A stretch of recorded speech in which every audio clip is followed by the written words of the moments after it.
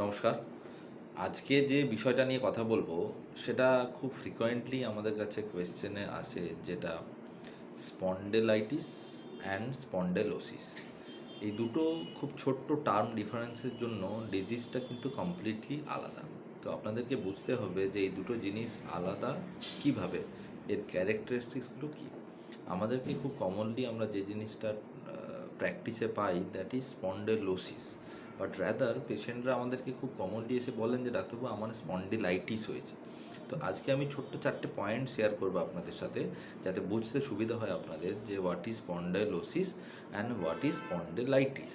তো প্রথম যে ডিফারেন্সিয়াল পয়েন্টটা হচ্ছে that is in spondylitis, itis কথাটা যেখানে থাকবে সেখানে there must be an inflammation.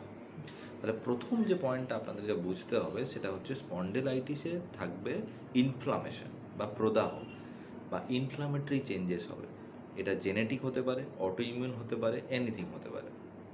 R spondylosis মানে ডিজেনারেশন, সেখানে কিন্তু হাড়ের ক্ষয় হচ্ছে। ডিজেনারেশন যেটা ওয়্যার অ্যান্ড টিয়ারের জন্য হতে পারে বা এজিং থেকেও হতে পারে, বা বয়সকালে যেটা আমরা হয় যেটা দ্যাট ইজ স্পন্ডাইলোসিস বা হাড়ের ক্ষয়। সেকেন্ড পয়েন্ট ইজ স্পন্ডিলাইটিস বা ইনফ্লামেটরি আর্থ্রাইটিসগুলো কিন্তু জেনারেলি রেস্ট নিলে ব্যথাটা ওয়ার্সেন হয়, মানে বাড়ে বা খারাপ হয়।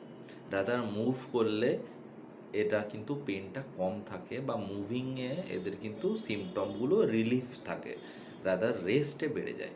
আর স্পন্ডেলোসিসে কিন্তু রিলিভস উইথ রেস্ট, এবং হচ্ছে গিয়ে মুভমেন্টে কিন্তু ব্যথাটা বেড়ে যায়। যে কোনো ধরনের মুভমেন্ট, কোনো অ্যাক্টিভিটি করলে জিনিসটা বেড়ে যাচ্ছে, রেস্টে কিন্তু পেন হচ্ছে।